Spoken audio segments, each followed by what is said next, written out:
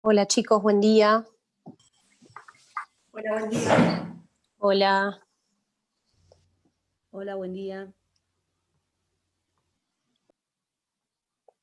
Bien, entonces, si hablamos de que es una herramienta fundamental porque le permite al justiciable obtener este acceso, ¿con qué principio procesal estaría relacionado?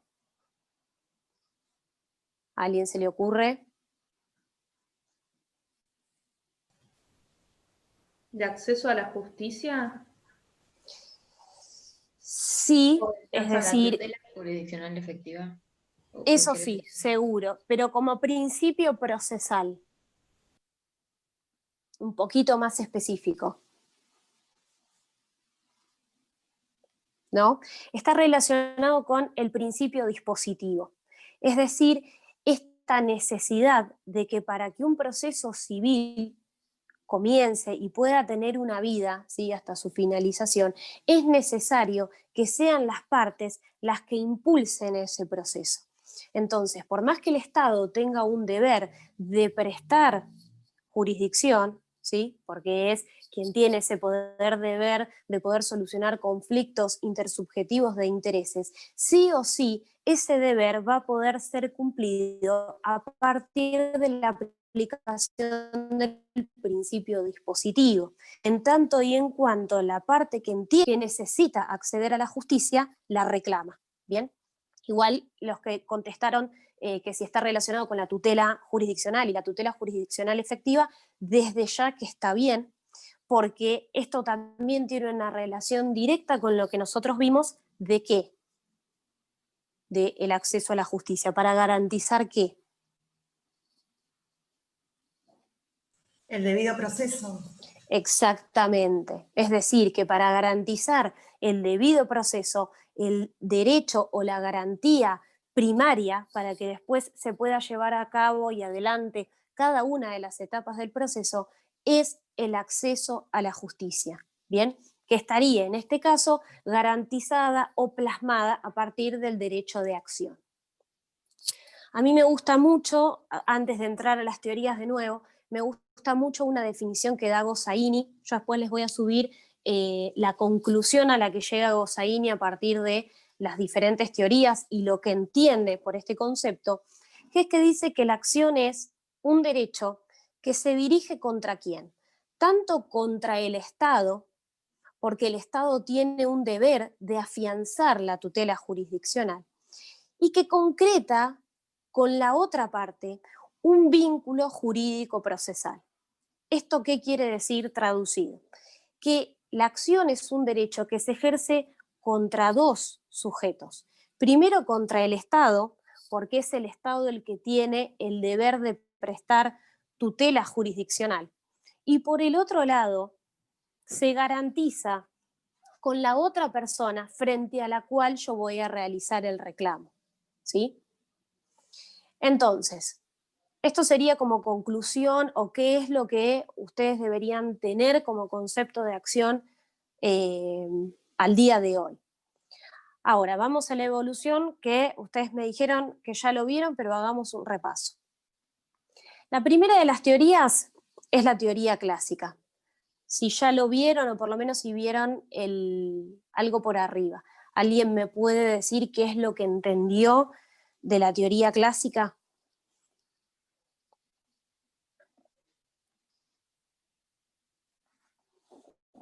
O lo escribe, no tengo problema. La vinculación, sí, decime.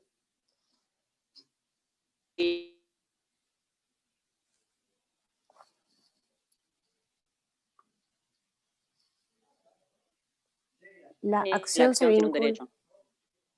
Bien, perfecto. Entonces, hay una identificación inescindible entre la acción con el derecho subjetivo. Es decir, que la acción es un elemento que forma parte de ese derecho subjetivo, que cuando se va a poner en movimiento ante la vulneración de ese derecho.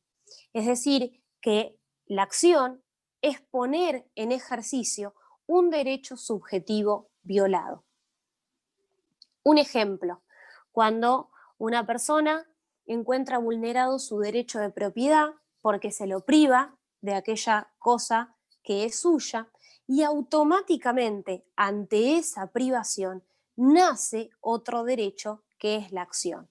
Es decir, que la acción sería el derecho que tiene de pedir la restitución de esa cosa, ¿sí? Entonces, sí o sí, están totalmente vinculados lo que es la acción con el derecho subjetivo material. Por lo tanto, ¿qué es lo que sostiene la escuela clásica? Que no hay derecho sin acción y no hay acción sin derecho. ¿Qué significa esto? Que no haya derecho sin acción significa que por más que exista un derecho, si como consecuencia de su vulneración yo no puedo accionar, ese derecho no tendría sentido.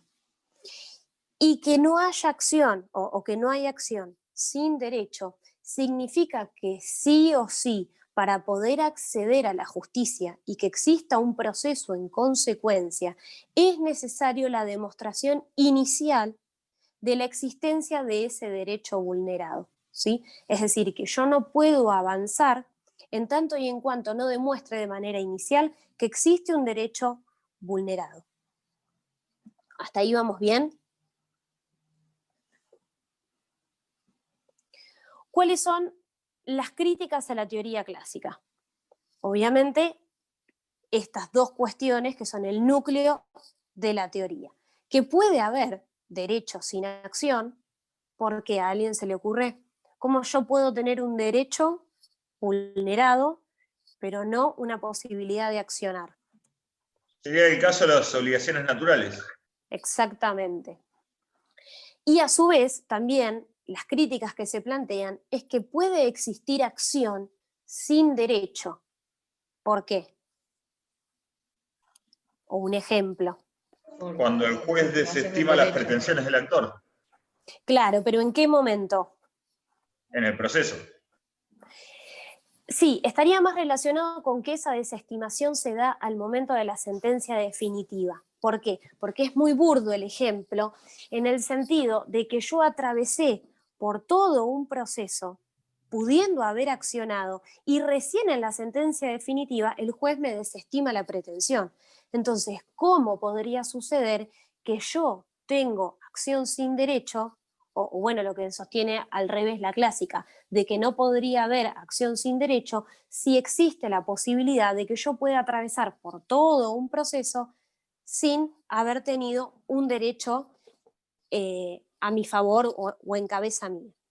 Otra de las posibilidades, que es un poco más gris, es que yo pueda tener una acción concreta, pero un derecho todavía incierto, que es el caso de las medidas cautelares. Por ejemplo, un embargo preventivo. Yo tengo una acción cierta porque logro que exista un embargo, es decir, logro poder llegar a la justicia y logro que se trabe un embargo preventivo, por ende la acción es cierta, está concluida, pero el derecho es incierto, porque de entrada, por más que haya verosimilitud en el derecho, no tengo en un 100% garantizada la procedencia de ese derecho que yo digo se me ha vulnerado.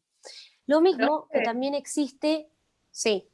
En la primera crítica, cuando se habla Sí. de obligaciones naturales, ¿a qué Sí. se refería? No me acuerdo. Son obligaciones, es decir, que la otra parte tiene conmigo, pero yo no las puedo hacer cumplir, ¿sí? Es decir, no las puedo exigir, no son exigibles. Ah, Es decir, existen, pero no puedo proceder a su ejecución o a su exigibilidad. ¿y qué un Bien. ejemplo de eso que sería? Igual fueron derogadas. fueron derogadas por el nuevo código, o sea que hoy ya no existen.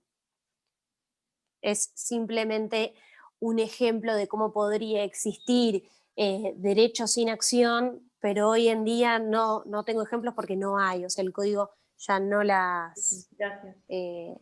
¿Sí? Bien, Profe, como poeta, sí. un ejemplo de eso no sería cuando yo tengo una obligación con una prescripción ganada y la otra parte me paga sabiendo de que no tiene que hacerlo. Sí, pero yo no lo puedo exigir, es decir, yo no puedo ir a la justicia a hacer exigir eso. Bien, si la otra parte me quiere pagar, buenísimo, pero quedará como una cuestión más ética o moral entre nosotros, no algo que yo pueda hacer valer en un juicio, ¿sí? Sí, Pero sí, tal sí, cual, por eso está sería el bien la concepto de idea. natural, porque la prescripción Exact- está ganada. exactamente. Otra de las posibilidades es que exista una acción, o sea, que la acción esté satisfecha, pero el derecho esté insatisfecho. ¿Cuál es el caso? De que yo tenga una sentencia condenatoria, por ejemplo, firme, pero que no la pueda ejecutar porque el deudor es insolvente. Entonces, por más que la acción esté satisfecha porque yo logré acceder a la justicia y logré tener una sentencia, es decir, que el juez me reconoció un derecho vulnerado, pero ese derecho se encuentra insatisfecho porque de todas maneras yo no lo puedo hacer cumplir, ¿bien? Yo no lo puedo llevar a cabo.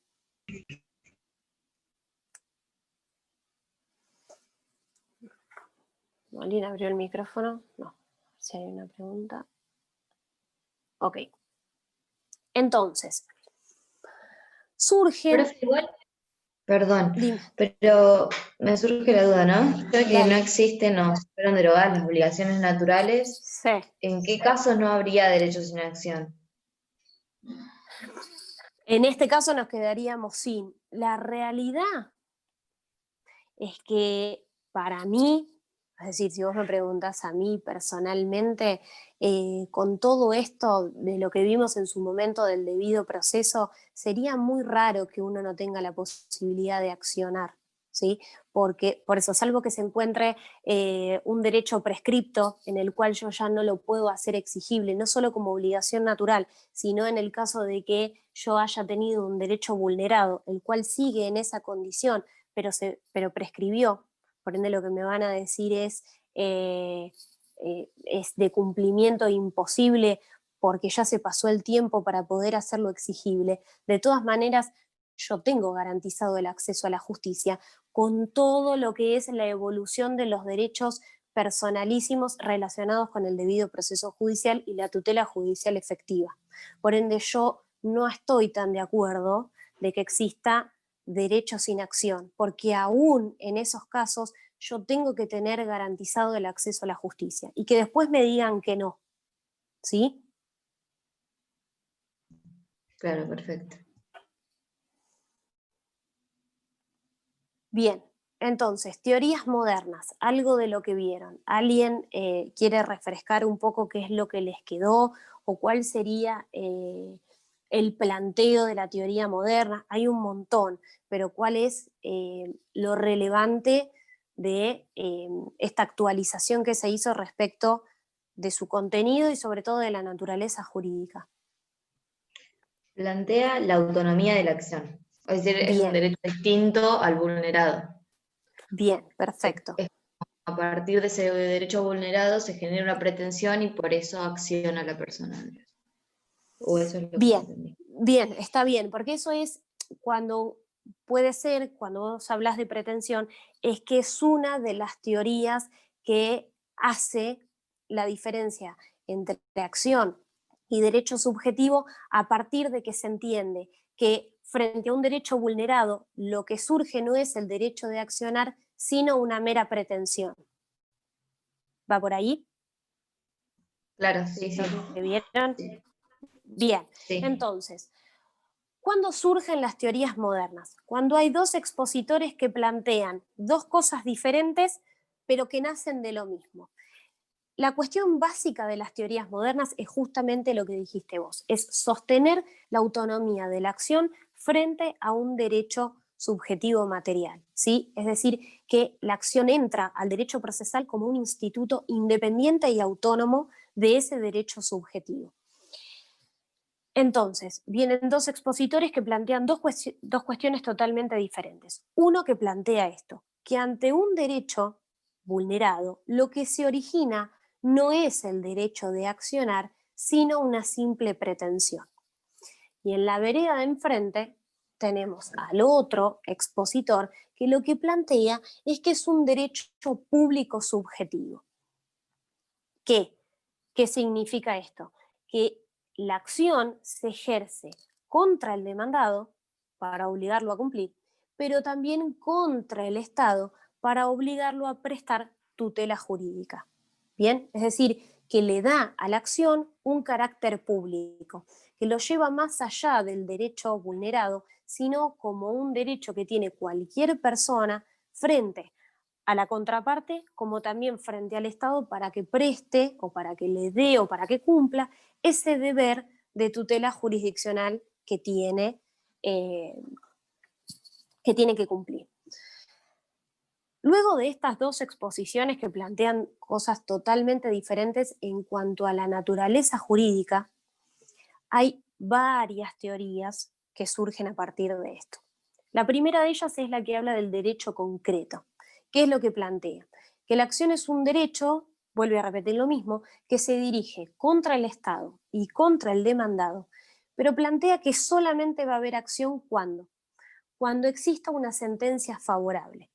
Por lo tanto, esta posición es totalmente criticada porque vuelve a plantear lo mismo que la teoría clásica, porque si solamente va a tener acción, a fin de cuentas, quien efectivamente tenga una sentencia favorable, solamente tendría acción quien encuentra un derecho vulnerado. Después tenemos otra teoría que habla del derecho abstracto, que vuelve a plantear el hecho de que la acción es un derecho subjetivo público, que le compete a cualquier persona por el solo hecho de ser ciudadano.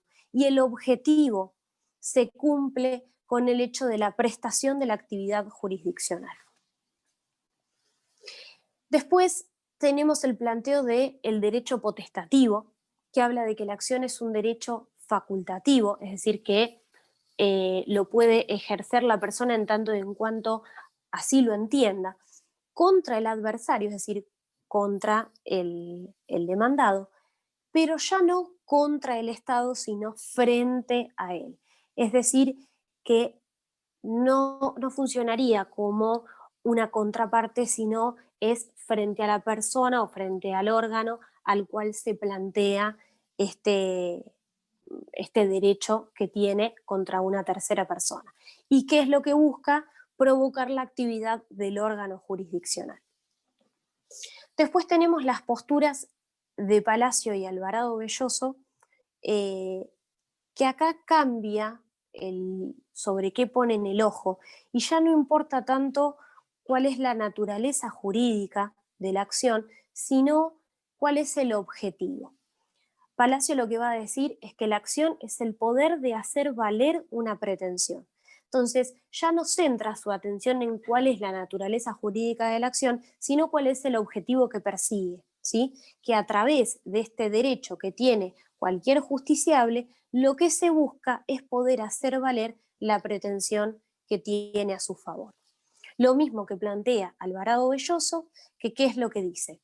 Que la acción procesal proviene de un sujeto, que va a ser el actor, y que provoca a su vez la conducta de otros dos, que es el juez por un lado y el demandado por el otro. Por ende, la acción tiene que ser proyectada del juez hacia el tercero respecto de quien se afirma tiene una obligación que cumplir. Bien, por ende, él entiende que es una instancia de tipo bilateral. Requisitos de la acción. ¿Ya lo vieron? Hagamos un repaso, díganme ustedes qué requisitos de la acción vieron. Legitimación, vigencia e interés. Nombró Espinosa. Bien, bien, perfecto. ¿Qué significa que se tiene que cumplir con el requisito de la legitimidad?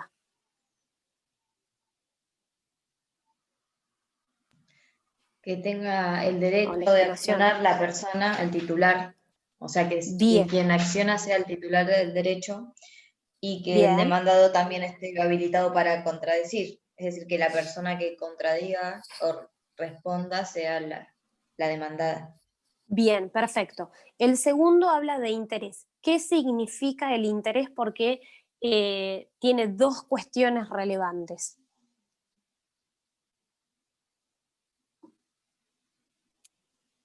Que el actor debe tener un interés en el pronunciamiento de la sentencia.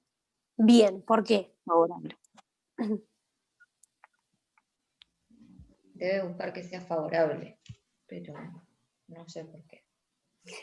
En realidad el interés está puesto en dos cuestiones. Una de ellas es esta que dice Eugenio, es decir, que tiene que modificar la situación de las partes, es decir, que por más que esa acción sea válida y exista en cabeza de quien demanda una pretensión válida, si esa sentencia no va a modificar la situación actual, no existe interés para buscar un pronunciamiento, ¿sí? Y por otro lado, es relevante el interés en tanto y en cuanto lo exigido por el actor no pueda haber sido resuelto por otro medio o de otra manera, ¿sí? Es decir, que la sentencia tiene que ser el único modo o el modo más idóneo o adecuado para poder resolver el conflicto que se plantea en ese proceso, ¿sí? En esas dos cuestiones está acentuado el foco del interés. ¿Lo puede repetir, profe, eso? Sí, sí. El interés está, o sea, el ojo está puesto en dos cuestiones. Primero, en modificar la situación de las partes. Es decir, que la sentencia tiene que generar una modificación en la situación actual o la situación como estaba dada al momento del inicio del proceso. Si esa sentencia no va a modificar la situación del actor o del demandado, no existe un interés válido para el pronunciamiento de una sentencia y la resolución de ese conflicto. Y por otro lado, el interés también está puesto en que lo exigido por el actor solo pueda ser solucionado o resuelto o sea el medio más idóneo y adecuado para resolver ese conflicto. ¿Bien? Y por último tenemos la vigencia. ¿Qué significa?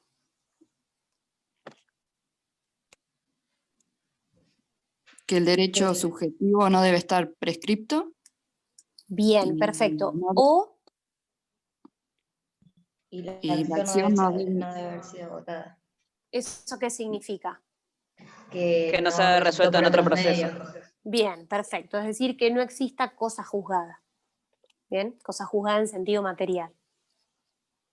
Lo van a ver más adelante, pero bueno. Sin embargo, por más que estos sean los requisitos de validez de la acción y esté bien y uno lo dé así, existe también una visión superadora en cuanto a los requisitos de la acción, porque se supone que con todo esto que yo les dije anteriormente, la acción es un derecho ¿de qué tipo?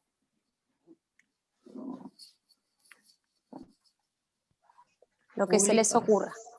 Bien, público seguro. ¿Qué más?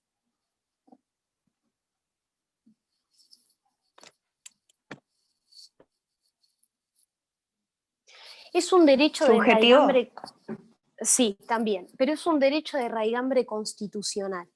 Es decir, que es un derecho que todo sujeto tiene que tener a su favor, solo por el hecho de ser ciudadano, ¿bien? O sujeto. Entonces, ¿esto qué significa?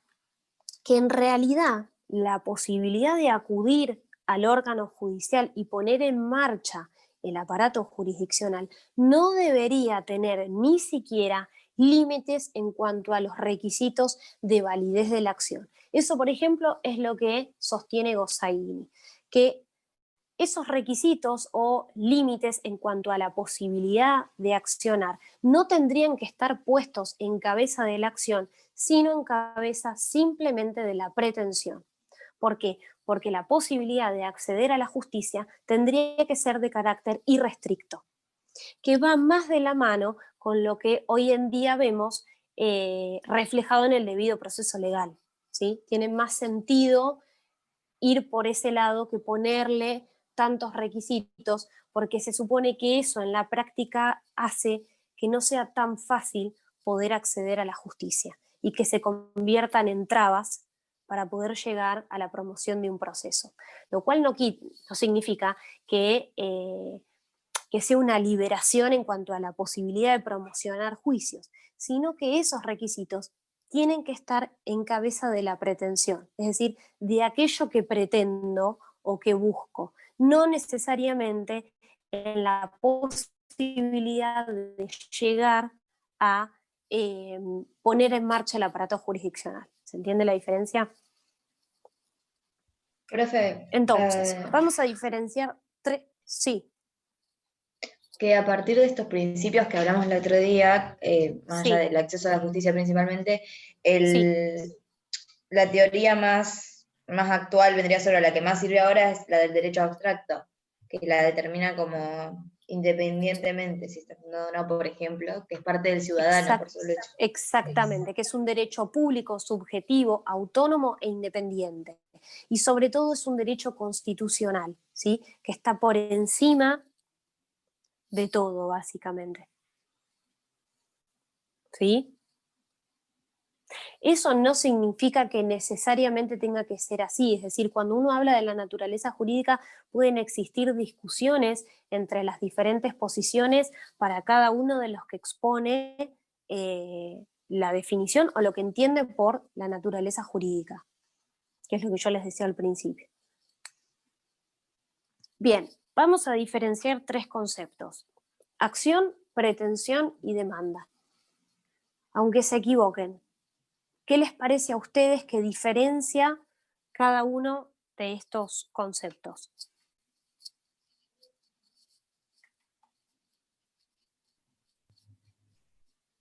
Para mí, Sí. acción es, bueno, lo que decíamos, este derecho, la facultad en realidad que se tiene para poner en marcha el aparato jurisdiccional. Bien. La pretensión es o sea, es algo más subjetivo del actor que Bien. lo lleva a accionar. Bien. Y la demanda es el medio para accionar. Exactamente, muy bien, está muy bien encaminado. Entonces, la acción, como dijimos, es este poder jurídico o este derecho o garantía que tiene todo justiciable de poder peticionar a las autoridades, ¿sí? A los fines de que, de buscar el pronunciamiento judicial, le sea favorable o no le sea favorable, la acción lo que intenta es la posibilidad de acceder a la justicia. Distinto de la pretensión, que es un acto, ¿sí? Para que ya tengan en cuenta, es un acto que consiste en ¿qué? En la declaración de voluntad petitoria. Ahora lo vamos a ver un poquito más amplio. Básicamente lo que quiere decir es qué es lo que busco y cómo lo busco, ¿sí? Por eso está muy bien, está más relacionado con una cuestión subjetiva de la parte. ¿Qué es lo que pretende aquella persona que accede al aparato jurisdiccional en búsqueda de una respuesta? Y por último, tenemos a la demanda, que es el acto procesal mediante el cual ¿qué? Yo ejercito la acción y el acto material que contiene la o las pretensiones del actor, ¿sí?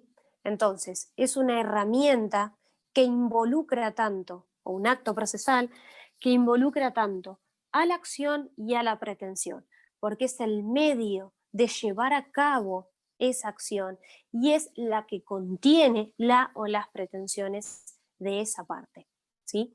Y generalmente también, no significa que sea siempre, es el acto que le da inicio al proceso. Ahora, entonces, volviendo con el tema de la pretensión procesal. ¿Qué es la pretensión procesal? Es la declaración de voluntad que se realiza en la demanda, ¿sí? mediante la cual el actor, ¿qué es lo que busca?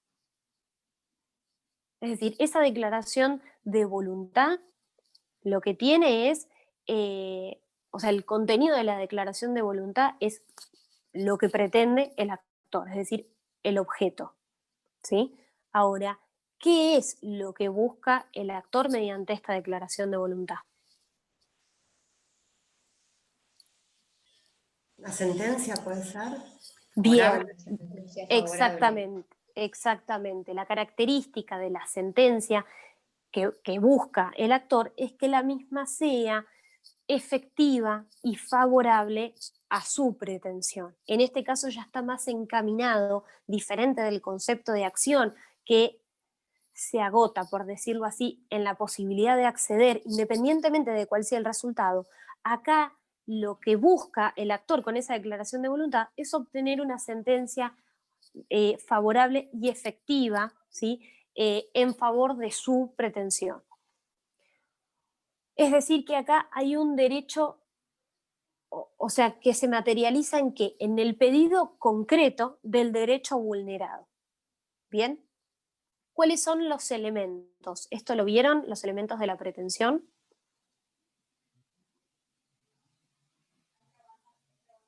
¿En la clase anterior? Yo no me acuerdo, pero capaz que No, sí. profe, creo que no. Ok. Entonces, la pretensión procesal tiene elementos y tiene requisitos. Bien, ¿cuáles son los elementos? Los elementos son 3 o 4, dependiendo a qué autor lean.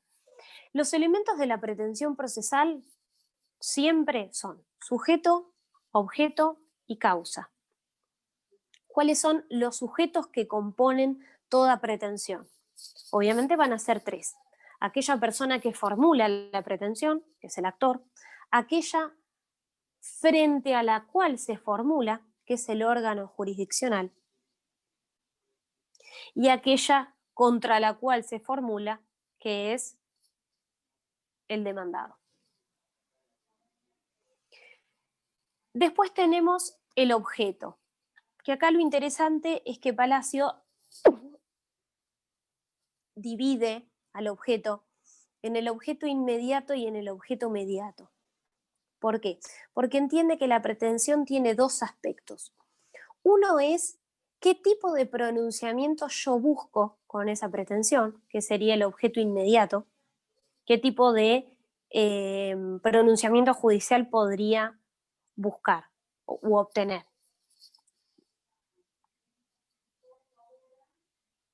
Es pregunta para ustedes. ¿Condena? Bien, ¿qué otra? ¿Ejecución? Bien, Cautelar, por ejemplo. bien, perfecto, muy bien. Muy bien, es decir, entonces el objeto inmediato está dado por la clase de pronunciamiento judicial con todos los ejemplos que ustedes dieron. Y el objeto mediato es el bien sobre el cual se reclama. Por ejemplo, puede ser dinero, puede ser un acto como la escrituración o el cese de la realización de un acto. Por ejemplo, en un juicio de alimentos, ¿no? ¿Cuál sería el objeto inmediato y cuál sería el objeto mediato?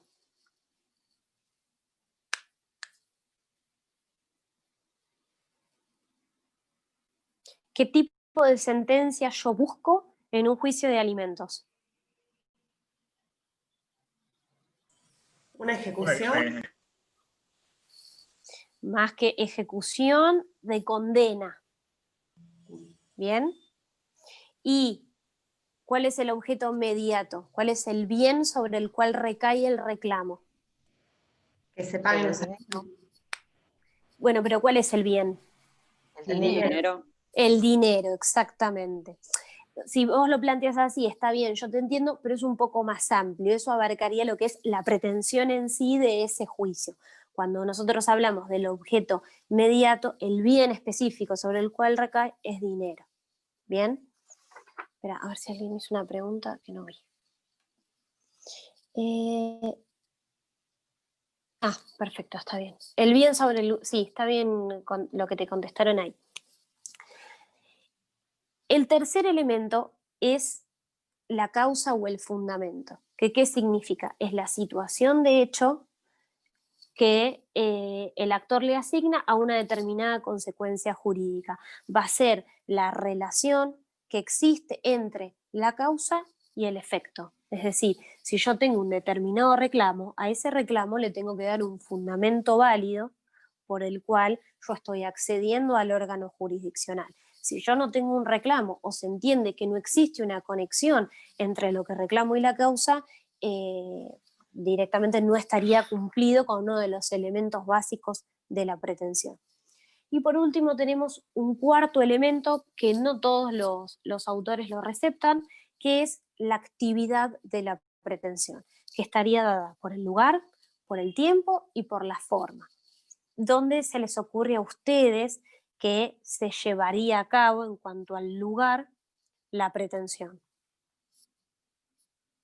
Por ejemplo, el Departamento Judicial de Mar del Plata, o sea, depende de dónde sea el litigio, Bien, la y más competencia específicamente transitoria, en el juzgado órgano, tal. exactamente, el órgano ante el cual, o el juez o el tribunal ante el cual tramite la causa en particular. Cuando hablamos de tiempo, ¿El tiempo que va a durar el conflicto? no, el tiempo es un poquito más difícil. El tiempo está limitado a el hecho de la pretensión, es decir, el tiempo en el cual se cumple el acto de pretender, que ¿cuál es? Generalmente. El inicio de la demanda, porque si presento por un accidente de tránsito a los 5 años, la acción está prescripta. Bueno, entonces, ¿cuál es el tiempo? Pero no se refiere al tiempo de prescripción, sino cuál es Al- el acto mediante el cual yo materializo mi pretensión. Cuando se viola el derecho o el derecho. No digo cuando ¿Se nace. interpone la demanda? Es la demanda, es decir, el acto que el proceso le destina a plantear ese conflicto. No estamos hablando tanto del derecho subjetivo, sino dentro del proceso, cuál es el tiempo que se considera oportuno para plantear una pretensión, que cuál va a ser el momento en el que planteo la demanda. Generalmente, puede ser que la pretensión no necesariamente se plantee en una demanda, sino anteriormente, pero generalmente coincide ese tiempo con la demanda. Y por último, la forma, que obviamente variará según qué tipo de proceso tengamos en nuestro ordenamiento. Nosotros tenemos un proceso de qué tipo? Escrito. Escrito. Bien, la idea de todas maneras, ya lo van a ir viendo, es tratar de llevar el proceso totalmente escrito a algo un poco más equilibrado e intermedio con la oralidad, ¿sí? Tratar de mezclar lo escrito con lo oral para sobre todo tratar de agilizar los plazos y los tiempos procesales. Y por último tenemos los requisitos de la pretensión. Los requisitos de la pretensión son de admisibilidad y de fundabilidad. ¿Qué intentará el requisito de fundabilidad? ¿Qué es lo que se busca con ese requisito?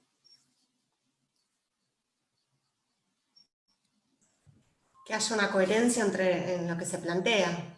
Exactamente, entre lo que se plantea y qué. Y el hecho que sucedió o que dio pie a la Exactamente. pretensión. Exacto, la causa a la cual yo le asigno una consecuencia jurídica. ¿Bien? Eso busca el requisito de fundabilidad. El otro requisito es de admisibilidad, que a su vez los requisitos de admisibilidad se dividen en extrínsecos y en intrínsecos. Los requisitos de admisibilidad intrínsecos están relacionados a la legitimación del sujeto y a que el objeto de esa pretensión sea jurídicamente posible. Bien, y respecto al requisito de admisibilidad extrínseco, tenemos procesales y fiscales. Cuando hablamos de requisitos de admisibilidad extrínseco procesales, coinciden con los presupuestos procesales, es decir, sujeto, objeto, causa y actividad. Y cuando hablamos de requisitos de admisibilidad extrínsecos fiscales, nos referimos al pago de la tasa de justicia.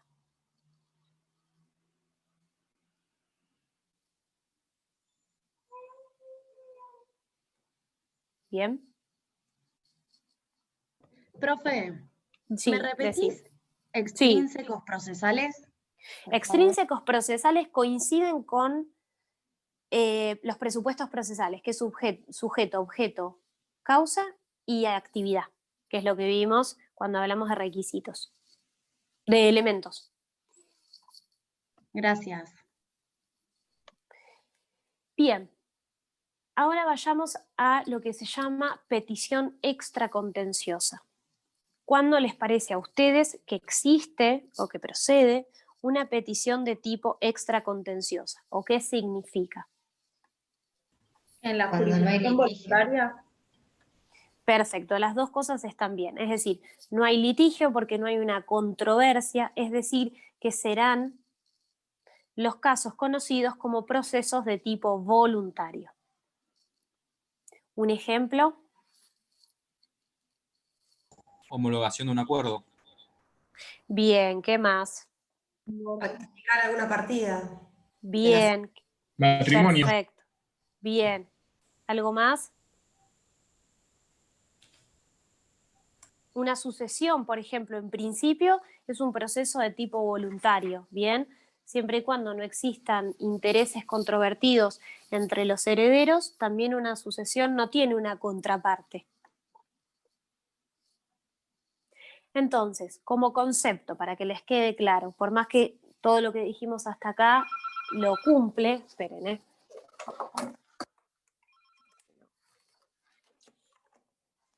¿qué entendemos por una petición extracontenciosa?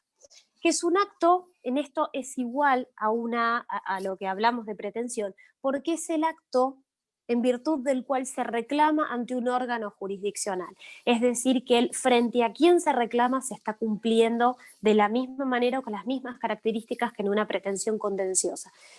Lo que cambia acá es que, o sea, de quién es el interés de la resolución del conflicto. Es decir, acá la diferencia es que yo no tengo una contraparte, porque la resolución de esa petición es en el propio interés de quien reclama, es decir, del peticionario. Es decir, que lo que busco es la emisión de un pronunciamiento, ¿para qué? Para constituir o para hacer nacer, para que integre o que le dé eficacia a un determinado estado o a una relación jurídica privada. ¿Bien? ¿Cuáles son, por ende, las similitudes que tiene con la pretensión de tipo contenciosa? Primero que todo, esto que acabamos de ver, que se reclama frente a un órgano jurisdiccional. Y segundo, que también constituye un acto que tiene como característica que es una declaración de voluntad petitoria. Es decir, que yo vengo a pedir algo. ¿Cuál es la diferencia? Que acá no se persigue la decisión entre dos partes, es decir, no hay una controversia con alguien que tengo en la vereda de enfrente, sino que es solamente en relación al mismo sujeto que lo pide. Y obviamente tenemos también un cambio en cuanto al nombre de aquellos sujetos que intervienen, que básicamente no estamos hablando de actor, sino de peticionario, y no estaríamos hablando de demanda, sino de solicitud. ¿Cuáles son los elementos y los requisitos de la petición extracontenciosa? Básicamente son los mismos que los que vimos hasta acá, con qué característica particular, cuál es, por excelencia, el elemento diferente. El sujeto. El sujeto, es decir, yo no tengo una contraparte. Ni tampoco esto significa que la intervención que oportunamente o necesariamente se dé al Ministerio Público supla a la contraparte, sino que tomará intervención para el buen desenvolvimiento de ese proceso y el cumplimiento de ciertos derechos que están involucrados en ese proceso en particular. Lo mismo que los requisitos, tanto de admisibilidad como de fundabilidad, son iguales a los que vimos anteriormente, con la única diferencia de que la vigilancia del cumplimiento de esos requisitos está solamente vedada al juez y, en su caso, al Ministerio Público que tome intervención en el caso en concreto. Por último, tenemos la diferencia entre la pretensión civil y la pretensión penal. ¿Alguien se anima? En principio, son pretensiones totalmente independientes, pero hay algunas reglas a tener en cuenta. ¿Alguien que se anime con una? Yo tengo la del desistimiento de la pretensión penal, no impide Bien. la de la civil, pero sí la de civil influye en la penal. Bien, perfecto, esa es una. ¿Qué otra puede ser?